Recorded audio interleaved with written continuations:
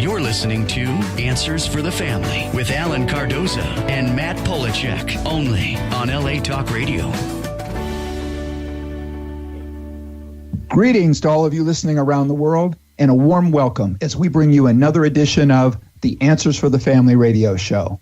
I'm your host, Alan Cardoza, and if you're a regular listener, thank you for joining us once again. And if this is your first time, please make yourself at home as we bring you Answers for the Family. Now, each week, this show will address issues such as locating a runaway teen, family crisis intervention, building self-esteem, dealing with addictions, and so much more. Now, having over 30 years experience working with families in crisis, I've been fortunate to meet and work with some of the top professionals in many of the helping fields and skilled authors who are all working to make this world a better place for all of us. Now, today, I'm operating solo, but please check out some of our past shows at answersforthefamily.com to hear some informative and entertaining guests, as well as some dynamic co-hosts.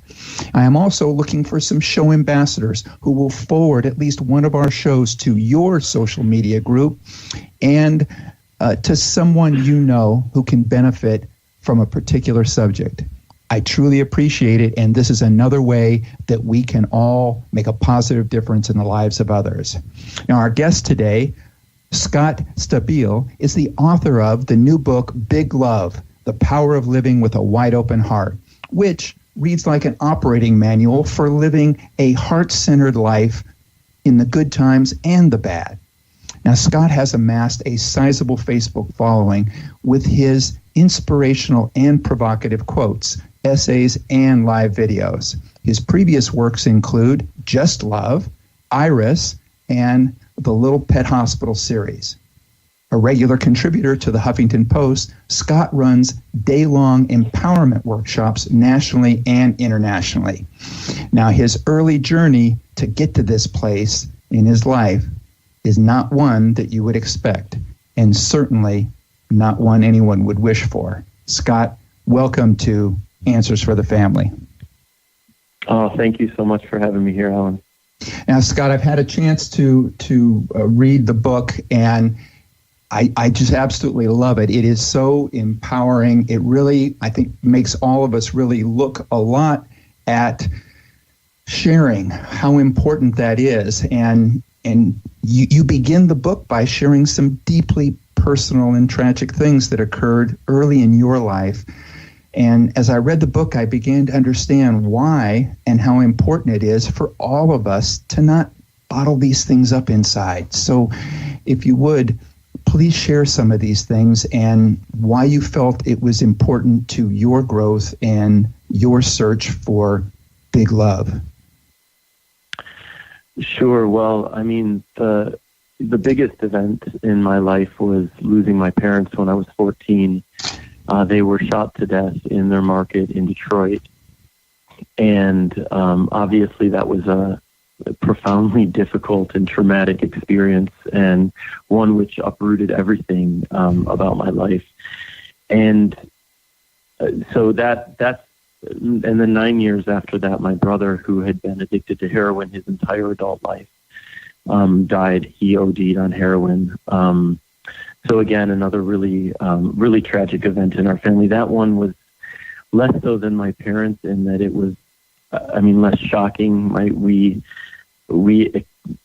brother was in a rough way for many, many, many years. So I think my siblings and I all expected to receive that call someday that the heroin would eventually take him. Which didn't make it less sad necessarily, just less shocking. With my parents, though, it was a complete and utter shock and devastation. And, you talk about what I've shared in the book and what I've chosen to share. And that wasn't the case for me initially. When I lost them at 14, which was very young, and all I did to handle the grief at that time was bottle it away. And it wasn't even a conscious choice on my part. I think subconsciously, divine intervention, I don't know, but some part of me knew that I wasn't going to be able to process the depth of sadness and rage that I felt about losing my parents and losing them so violently. And I so I didn't. Once a year I would have a really good cry, but mostly I kept it a secret. It was my biggest secret. I didn't tell. I moved to a new school. I didn't tell anybody about my parents. I manipulated conversations that were steering toward family to some other subject, so no one would ever ask me about my family. And I created this big secret about it. And listen, here's the thing. Though I don't, though the chapter that when I speak about my parents for the first time in the chapter called Dig, the whole point of that chapter is to encourage people to face their pain honestly and look at it and be willing to experience it and not put up walls to it. Though I'm incredibly grateful as a teenager that I did just the opposite. I think that it really served me at that time. But ultimately what I found in my early 20s when I started to do a bit more reading in the world of self-help and personal development and spirituality, I started to recognize that these walls I had put up to my darkness were also walls I was putting up to light. And by not facing my pain honestly and allowing for grieving, I was also inhibiting the deepest possible connections, not just with myself, but with others in my life. And so at that point, I recognized I need to face this differently. I don't think there are rules about how we deal with grief. I think people deal with grief however they're able to deal with grief. And I know that for me, that it was only when I really started to allow for the tears and the sadness and the rage and all that anger and energy to clear out of my body did I feel like I was more present in my life and more available to the people in my life. And I also felt like that grief no longer had the control on me that it had for so many years when I was trying to keep it a secret. Yeah, and I think that's one of the most profound things that I got right from the beginning, which is that so many of us, if we're having problems in other relationships, that we have chosen to, by bottling these other things up, we've chosen to not really open up to them. They never really see the true us. And I think it helps us to look at things a little differently and to look at it to go, well, by not opening up to them, how am I appearing to them? I'm appearing closed off. If I'm appearing closed off, are they then going to hold back love because they don't think that I have it to share either? And I thought that was very profound, and it's one of the first things that I got from the book. Yeah, thank you. There's no telling how much we're preventing ourselves from experiencing by not dealing honestly with what's going on inside of us. It manifests physically, it manifests emotionally, because all of that stuff that we're avoiding facing or feeling and dealing with, it's not leaving us just because we're avoiding it or just because we're choosing to numb ourselves away from it. It's still in our body, it's still in our minds, it's still in our being. So, and it absolutely is affecting our relationships, Now, do you believe that your brother's way of masking that was the drugs that he chose to take? My brother was 18 years older than I was, so as far as anyone could make out, he started using heroin around the time he was 18, which made me an infant, just born. So I only knew him through the lens of his addiction. And he was a very kind-hearted, beautiful man, but most of his life was spent away from the family because when he was actively using, he wasn't often coming around. And when he was, it was often a very uncomfortable, situation to deal with. So I think my sense of him is that, and my sense of many people who are addicted to who are in hardcore addiction to whatever they're addicted to, also recognizing I think we live in an incredibly addicted society, and if you're not consciously addicted to something, most of us are riding the line to some sort of addiction because we're all numbing and escaping uncomfortable feelings. But with my brother, I think he was really sensitive, and I think that this world as it was too much for him. And I don't know everything that played into that. I don't know what all of his internal struggles were, or even any of them. But I feel like, as with many of people addicted, to substances. They just can't deal with this reality. They're too sensitive for all the insanity and craziness that exists on this planet. Now, we have an email question. I think it's a question and a comment coming in. And again, I want to thank those that take the time that send these in either ahead of the show or during the show. This one, I think, goes right into this part that we're talking about right now. This one reads, our big brother held our family together after our parents were killed in an auto accident when we were young teenagers. In his mid-30s now, he seems to be falling apart, and I feel it may be because both my sister and I are now through college, married, and no longer need him as our guardian. He lost his job recently, and we think he may be taking other substances in addition to alcohol, which he adamantly denies. We want to be there for him, but every approach we have taken to get him to open up and let us in has failed. We plan to give him your book. Do you have any other suggestions as to what we can do to help him? And this is from Jill in Riverside. Did you say from Jill or Joe? Jill, female. Jill, okay, yeah. It's a beautiful question. And look, my experience in this world with other people in our lives is that the most we can do is show up. The most we can do is make it clear that we are there for them in their time of need. And even if, what I've learned, I mean, by living with a brother who was, addicted, and having lots of friends who've been dealing with addiction, and even beyond addiction, there's depression. There's so many things where people can be very hard to reach when they're in the throes of whatever it is they're dealing with. I think that one thing to understand, Jill, is that you cannot own any of your brother's choices, that whatever he chooses to do for himself and for his life, ultimately it's beyond your power, but you can continue to show up in every way imaginable. You can if you live near him, you can stop by, you can be calling him, you can just be making yourself present, and in your presence, even if you're not saying anything, even if there is no right thing to say, because there's so often no right thing to say when someone's really struggling, or no thing that is ultimately going to help that person move beyond whatever they're going through. But just by being there, and just by loving, I don't know what more you could be doing for him, if that makes sense.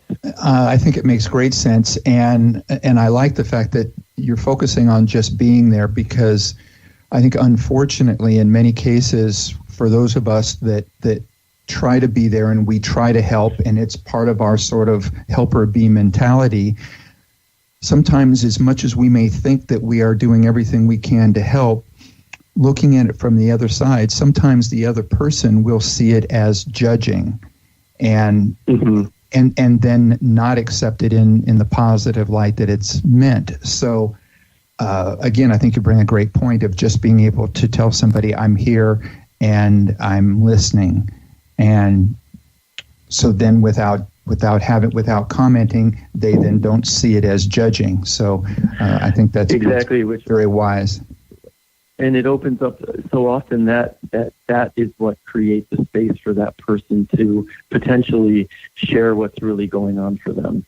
Because so often if we're coming at people, and sometimes people, they're wanting your advice, they're asking for your opinions, and that's all beautiful. Give it by all means. But sometimes people are really just looking for your presence, and that creates space for them to offer, their internal dialogue if they so choose. Yeah, and I think you say it very well in your book. You say, nothing stands to transform us, our relationships, and the world more than a commitment to live our lives from love. And so by just being there and saying, I love you and I'm here to listen, I think that again, it says it very well right in the book. So tell us a little bit more about that concept. Well, I'm a big fan. I'm a big fan of love. Basically, that's the essence of what I talk and write about. As I see love, that's the energy that lives beneath all of the noise and busyness of our minds in this world. When we're centered in ourselves, and when we're in that quiet space. For me, that's love. And kindness is love in action. Compassion is love in action. Forgiveness is love in action. Like, we're being offered all through the day opportunities to exercise love in different ways with different people, and always with ourselves. So in my experience in life, I'm 46 now, I have found nothing that even comes close to creating more positive, powerful change in my life than operating from a place of love as often as I can. And that is in no way to suggest that I'm always there, or always operating from that place. But I'm really dedicated to being as loving as I can be as often as possible. And I'm dedicated to bringing my awareness to those moments when I'm not being loving, and as best as I can do, shift myself back to love and own the times when I'm being a jerk and being impatient and being blameful, as much as I can. But we're also all human, and we're all jerks and crazy and blameful sometimes. And that's part of this experience too. But there's so much to learn from everything we feel. But it's the moments when I'm like centered in my love and sharing that energy with people and with the world and with myself that I feel most transformed. And that's what I'm saying with that. And that's another beautiful thing about the book, and that I got from it is it's saying that we can all be love spreaders. That we don't have to be taken in by the negativity that's put out, in the media, or that's put out, through with the political agenda or anything else. We don't have to breathe that in. We can all be love spreaders. And I like the fact that you really kind of go through some of the things of what you can do on a daily basis. It not only helps you, but it helps those around you. So again, I got to tell you, that's one of the things that I get from the book and really appreciate it. Cool. Thank you so much. And I think for everybody else out there, you've also built this social media presence. And again, for those that don't know, I believe you have, I think it's over 350,000 followers on Facebook. So that's another outlet where, there are memes, there are things that people can go to not only take in some of the love, but take some of that information and spread it out further. And you've made it very simple for us. Yeah, well, look, there are tools everywhere. When I talk about everyone being love spreaders, it's just the acknowledgement that if you are entering into your community, you're going to the grocery store and you're being kind to the clerk who's checking you out and sharing a moment of connection, that is spreading love. If you're in the bathroom looking at yourself in the mirror and criticizing everything about your appearance, and then taking the moment to recognize that that's all conditioned nonsense, and you take even 2 seconds to look in the mirror and say, "You are beautiful, just as you are," that's spreading love. Like we're given moments constantly to spread love. And social media, because so many of us are on social media, and I'm on social media in an unhealthy way right now in my life. I admit that is an addiction for me. But I do have, on Facebook especially, my social media is curated in a way that it's a lot of positive messaging coming through my feed instead of a lot of the negative that you see out there. And we can choose, a lot of people. What I found on my Facebook page when I started it about 5 years ago is that when I really started to share myself beyond just the happy stuff that I was sharing initially, and I still share a lot of happy stuff. When I started to share the fears and the insecurities and more of my life story, that the page really started to shift. The energy of the page and the responses from people were more like, "Me too," and "Thank you so much," and "You're not alone." And it was such a reminder to me how similar we all are, and how connected we all can be when we share ourselves honestly, and when we're not so committed to just putting a perfect picture of our lives out there, because that isn't real.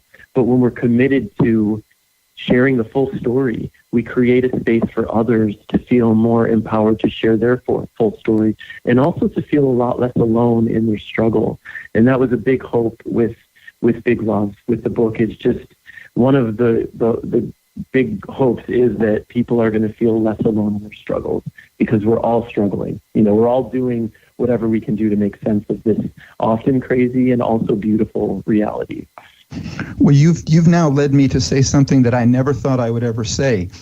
On this show, we talk about, we talk about addiction in such a negative thing. If I'm going to have an addiction, I want yours. So I want to be addicted to love. I want to be addicted to being I'm going to be addicted to being a love spreader.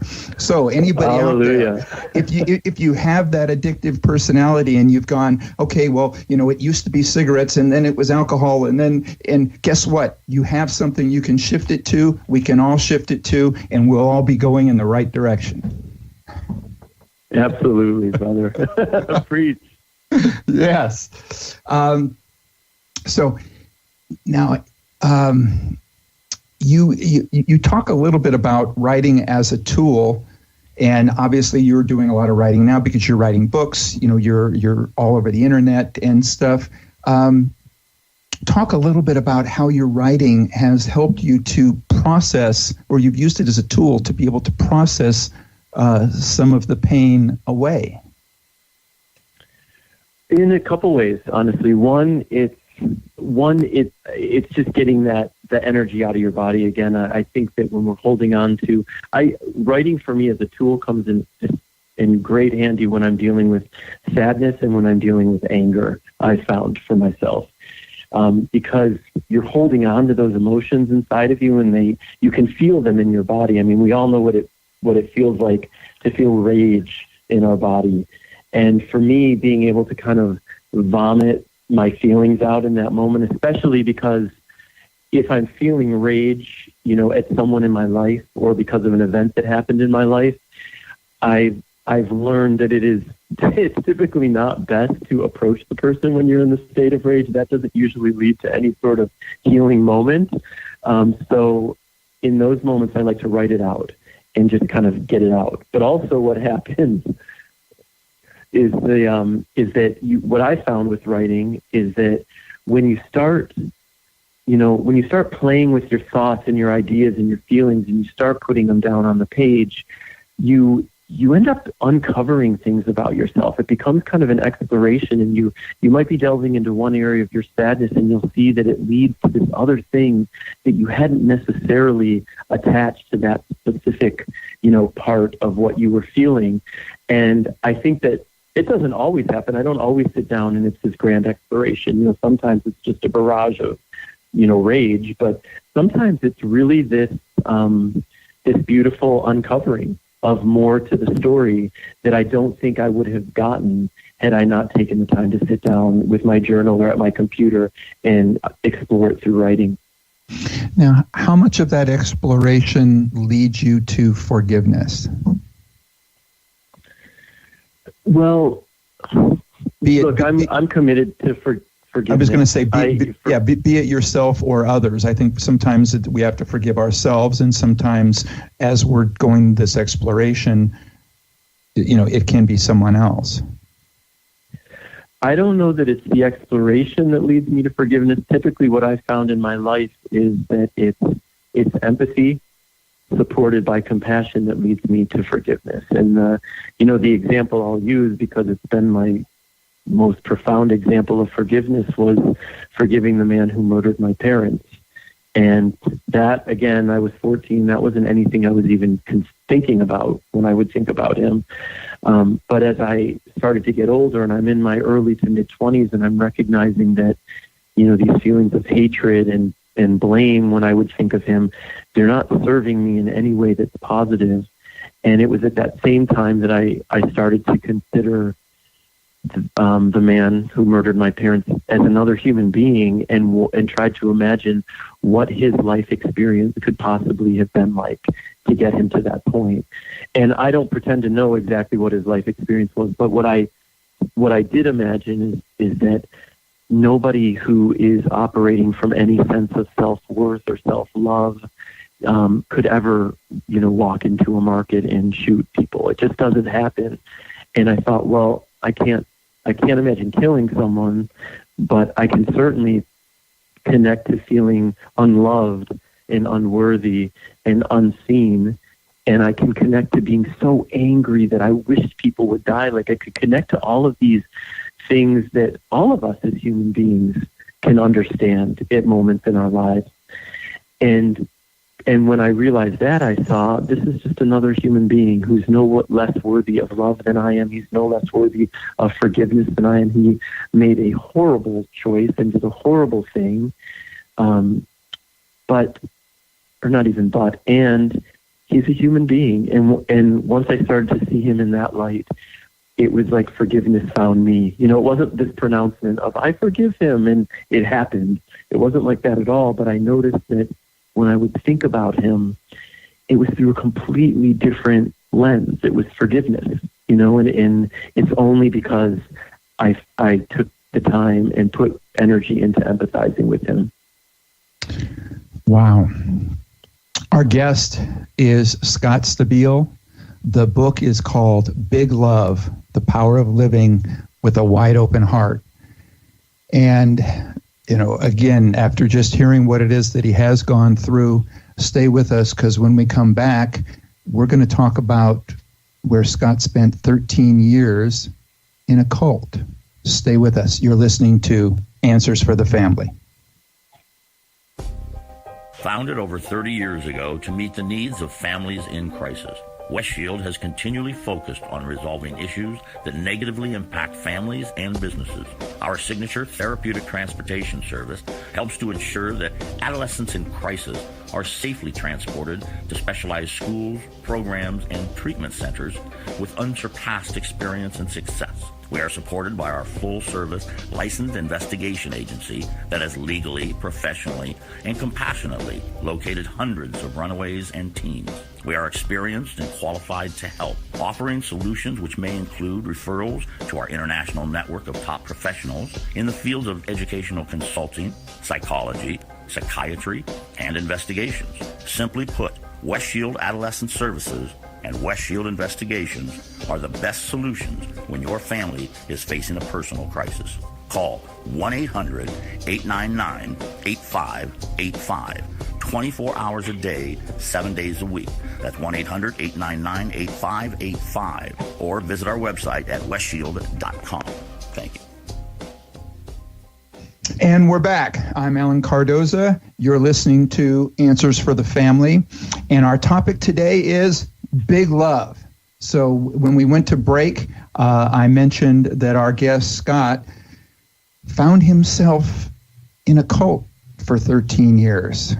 So what compelled you for this to be a part of your life? It's funny. And why did you finally decide to walk away?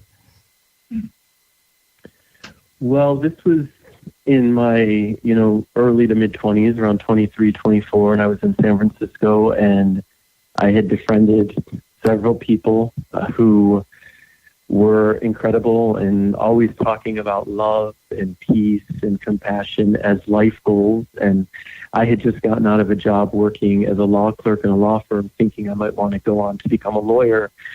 And instead found myself at this New Age gift store reading all of these books about enlightenment and meeting all of these really interesting kind of peace and love people. And it felt really right. That I felt like, wow, this I get. This makes sense to me, to choose love as your main goal in life and then see how other things play into that. And so I quickly came to find that a lot of these people had a guru. And I wanted to meet the guru, and eventually did meet the guru, and was really attracted to what I saw in him as his unconditional love. He professed himself to be an enlightened being, and at the time, enlightenment was what I wanted the most in my life. And he was surrounded by really loving, amazing people. So for me, making the choice to be, and I definitely didn't really even recognize it. I mean, I it's hard to be in a community like that and go to meetings where he's at the head and everyone's kind of surrounding to him and tending to him. Of course, in your head, you're thinking this feels very cultish, but it didn't even matter to me. I was so in love with everything I was experiencing there, and in love with people who were being honest with themselves and each other about their darkness as well as their light, and unconditional love seemed to be the foundation behind it all. And so that's why I got involved, and that's why I stayed involved for so long. But part of the experience for me was also a struggle to accept that the leader was really as enlightened as he professed himself to be. And, based on things he would say and do, and the way that the entire community was really built around taking care of him in his life in every way imaginable, and that he was really the focus, and that nothing he said, was ever wrong. He called himself a puppet of God, and that everything that came through him was basically God speaking through him. So no matter what he was telling us, if we were in resistance to it, we were resisting God. We were resisting our path to enlightenment. And there was really never room within that to challenge him. So, and I accepted that for a long time too, but not in an easy way. I was always fighting with myself to believe in his enlightenment, and convincing myself that even though that looked pretty egomaniacal, what do I know about enlightenment? I don't know anything. So who am I to speak to his enlightenment?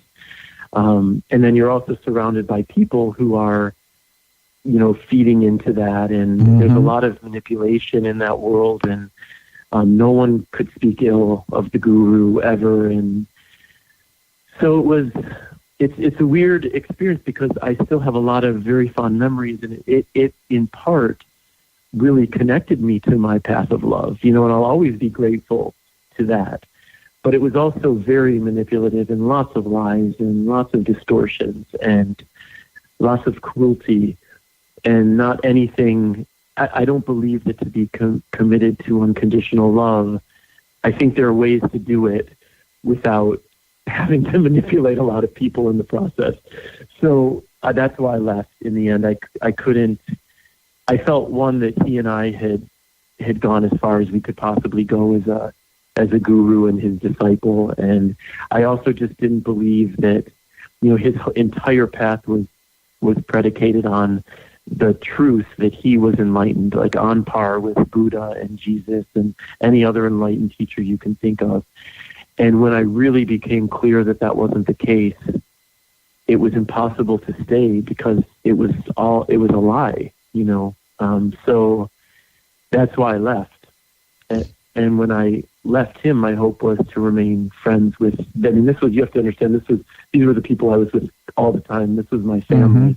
So when I left initially, I remained friends with my friends, and we're talking about between 20 and 30 people. But ultimately, he wasn't okay with that. And he had told them to delete me from their lives, and they did overnight with no contact. I got a message from my closest friend in the group who just said, she texted me, please don't contact me ever again. And that was about 8 years ago. I've never heard from any of them. Wow. Yeah, that's a form of brainwashing that is very unfortunate. And as an investigator, we've located and returned teenagers who have gotten involved in groups like that, and we've seen a very ugly side of it after we've retrieved them and brought them back to their family, and learned how, for the most part of the conditioning was that they needed to be alienated from anybody that could possibly disagree with anything that they said, and demonized everybody, which included the parents. So in some cases, these kids came back with a message that their parents were demons, and that they could not be trusted, and so on. And it took a lot of time and a lot of therapy and a lot of opening up for some of these kids to realize that wasn't the case, that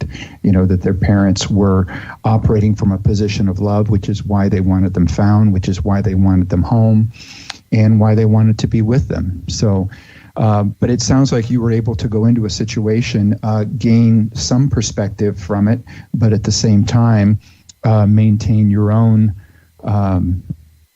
center of what's right and wrong. Yes, and I think, and I'm really grateful, because the truth is, my experience there was that I never lost touch with the outside world. I maintained friendships outside of the cult. I maintained my relationship with my family, and I wouldn't say in any way that this community was as insidious as trying to suggest that like your parents are demons and stuff. But there was very much a sense that if someone didn't agree with the leader, they were in their darkness. And so we were like trained to, love them from afar or whatever, love them and respect them, but recognize that they're not operating from a clear place. Because if you're operating from a clear place, and I'm sure, believe me, with this book out now, I assure you I'm being condemned, but that I am lost in my darkness, and this is a grand betrayal, and all of this stuff that I've watched happen over the years with others who have chosen to leave the community. There's no room for acknowledgement that if you reject this master as an enlightened person, there's something wrong with you. Basically, that's how it's presented. Well, but the way in which you have done this and with the book and focusing on love, focusing on having an open heart to people, I think there may be people that may have been followers or whatever that would read your book and think, maybe he's got something there. So, as well. And which, go ahead, sorry. No, I was going to say which I don't think that was necessarily your intention or anything, but I think that something like that, rather than just coming out and saying, all of this is bad, you're just focusing on what's good. Yeah, look, my intention with that chapter specifically, one was just to remind people, because especially I suspect a lot of the people who are reading my book, they're seekers. There are a lot of us spiritual seekers out there in trying to better ourselves and better our lives, and we tend to look for different teachers in the form of books and podcasts and people and whatever else. And this chapter is just a reminder that if something is not feeling right to you, no matter, even if all of your friends are in love with this podcast, if every time you're listening to the podcast, you're not connecting, or you're connecting in a way that makes you feel really bad about you, or whatever it is, you can move on to something different. Like, we don't have to lock ourselves in to specific teachers, even if they've been our teachers for years and it's suddenly starting to feel wrong. When we move on from the things that ultimately don't serve us or don't feel right for us, we create space for new teachers and new experiences. And in saying that, I'm not suggesting that if anything that doesn't feel uncomfortable, we run from it, because I believe often that when we're feeling uncomfortable, that there's a trigger there, there's a provocation there, there's something to look at. There's almost always something to look at in ourselves. But we can be really selective about the teachers we invite into our lives. So that was one thing I wanted to communicate in there. And I'm surprised a few people have already reached out to me. I think that, honestly, cults like this, they don't make the news. They're not as dark as Jim Jones and the Mansons. It's not that. Mm-hmm. But they're doing real damage to people out there. And I feel lucky that I was more centered in who I was and in the life that I had outside of the cult. But I know people who left that cult who were in therapy for PTSD for years because of their experience in it. And I think that I've already received notes from people who've read my book and thanked me for that chapter and said that they had similar experiences in their lives. So I think that this, and even beyond just a cult like that, when we look at any of the tribes, quote unquote, our religions, whenever we're involved in a group or a methodology that doesn't ultimately resonate with who we feel we really are in our hearts, it's worth looking at. It's worth, summoning the courage to consider moving on from that, because then we open ourselves up to finding the things that do align with who we really are. Yeah, I agree, and I know that in many cases people will talk to me about going to a particular seminar or meeting with a particular group, and they'll ask my opinion, and my question to them is, who is it empowering? Is it empowering you? Then that's probably something that would be incredible. Is it only empowering them? Maybe you should look a little deeper, so... yeah, that's good advice. And getting back to bring it back to writing, one thing I'll say is that also with this chapter, I knew that I would not include anything about the cult if I couldn't do it from a loving place inside, in a clear place inside. Like I didn't in any way want to be vindictive, and I don't feel the chapter is vindictive. That wasn't my intention at all. But when you talk about how writing serves as a tool, that vindictive stuff, that all came out in my journal. I mean, the raging that went on about that experience and, all of that helped me tremendously to put that in writing in my journal. But, Big Love is about, finding a way back to love in terms of how we communicate and show up in the world, which is what I tried to do with the chapter, but also acknowledging the things I didn't agree with, because I don't think that to be loving, we're silent in the face of what's wrong in the world, or we're silent in the face of injustice. I think that we make noise when we see injustice, but we figure out how to bring some compassion and love to that anger, that's provoked by all the injustices we see in the world. And that's all I'm trying to do, is to be clear and communicative and even angry when I'm angry, but to see what can love create with that energy as well. Well, another thing that is in the book and that I want to touch on before we run out of time is the happiness challenge. So share with our listeners a little bit about that. Sure. This was last year, February. I announced a happiness challenge on my Facebook page. And the idea was everyone choose one thing they're going to do every day that month to potentially create more happiness in their lives. So I chose yoga for an hour each day.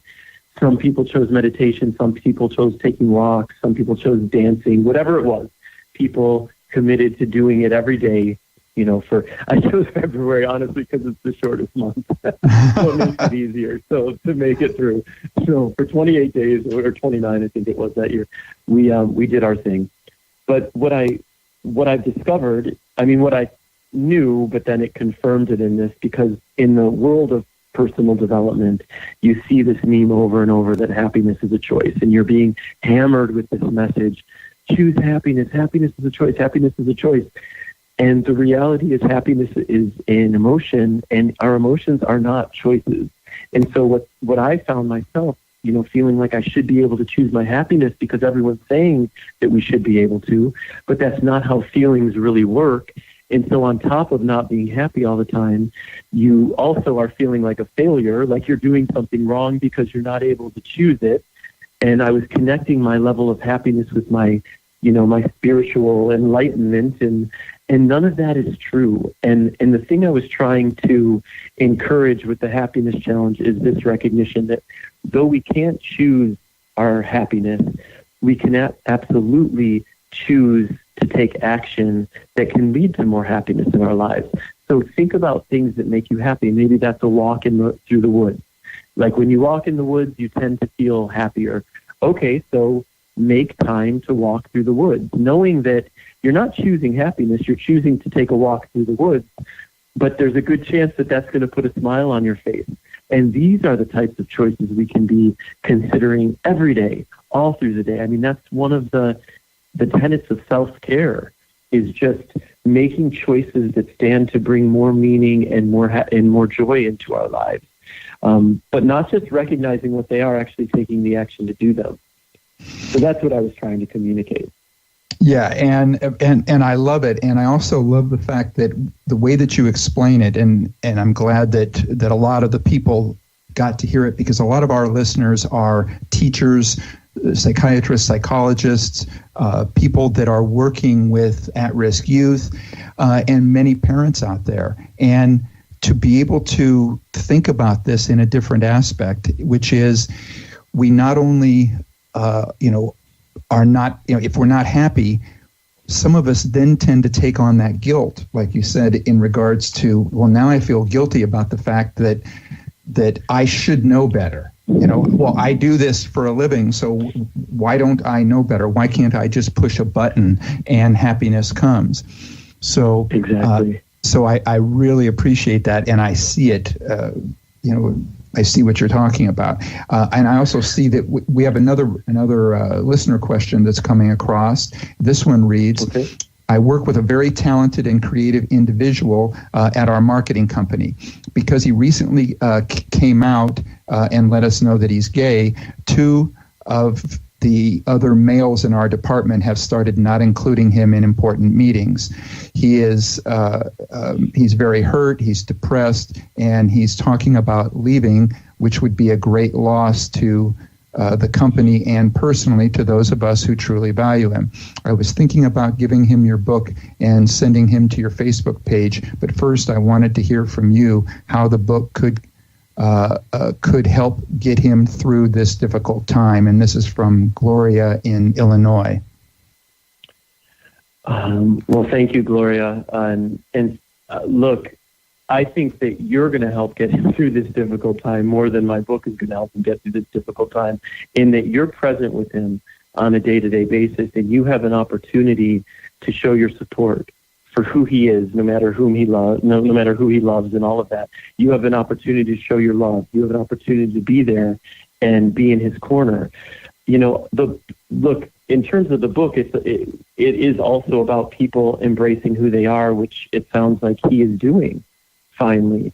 And he's going to find, I suspect, based on my own experience as a gay man and based on the experience of everyone I know who's gay, and that's a lot of people, is that the process of coming out it's so many things, and one of those things is it's just this profound weight is lifted from your shoulders because you're being honest with who you really are, potentially for the first time. I don't know his story. I don't know who he's come out to before this, but there's a profound freedom that comes with that. But based on how people respond to that news, there's also a lot of negative energy coming your way.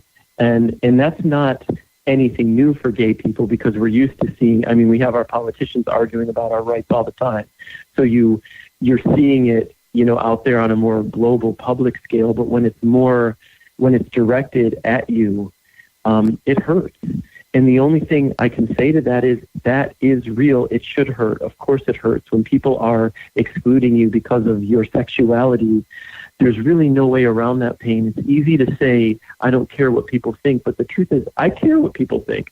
I don't care enough about what people think to change who I am, to live within their conditions, but it still hurts. If someone writes to me and calls me a faggot or, criticizes me for my sexuality, it's always going to hurt. I don't know the dynamics of your work environment, and I don't know who's running the show.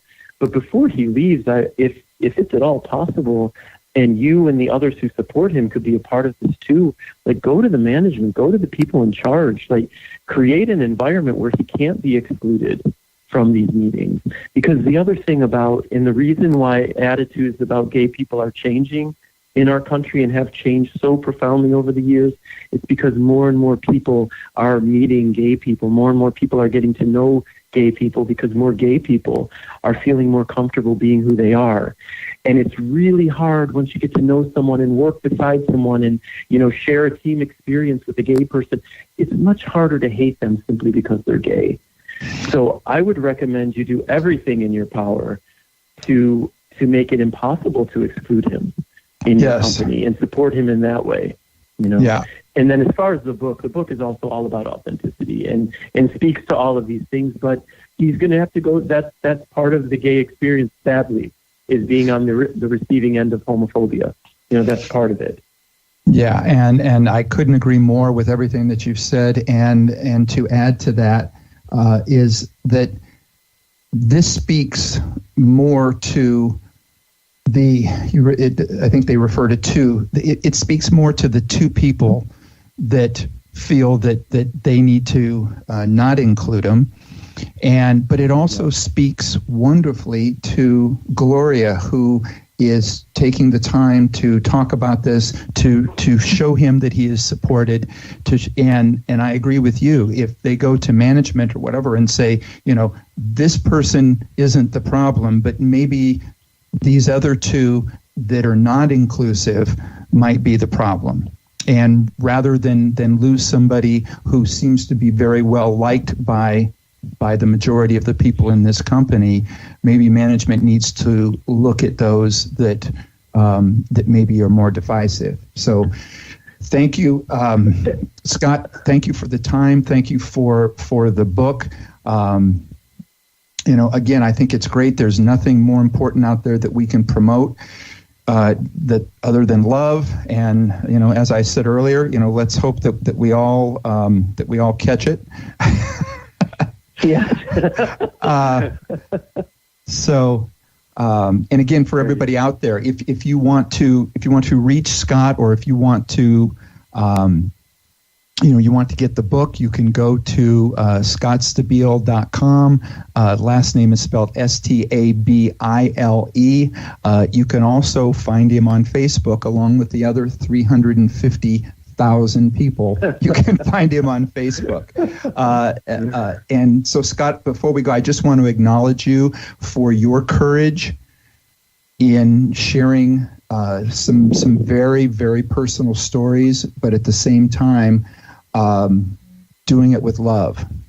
So again, thank you so much. Alan, thank you so much. And really, truly, you are a love spreader. Thank you for this show and for what you're doing to better our world. It's making a difference, a big difference. So thanks for having me here. You're very welcome. And for everybody out there, please be sure to put it on your calendar and join us next Monday when we're joined by Dr. Julia Sloan, author of Learning to Think Strategically. And please visit our archives of past interviews at answersforthefamily.com, or subscribe to our show through iTunes, Stitcher, YouTube, Vimeo, or whatever area that you use to listen to your podcasts. And if you like what you hear, please leave a review. It will help us reach more people and be greatly appreciated. Next time you're on Facebook or Twitter, please remember to stop by our page, check out some of our latest posts, and if you like them, please like us and spread the word. And as I said, go to Scott's Facebook page. It is amazing. And again, you spell his last name Stabile. Be good human beings, and be with us again next week on Answers for the Family. You're listening to Answers for the Family with Alan Cardoza and Matt Polachek, only on LA Talk Radio.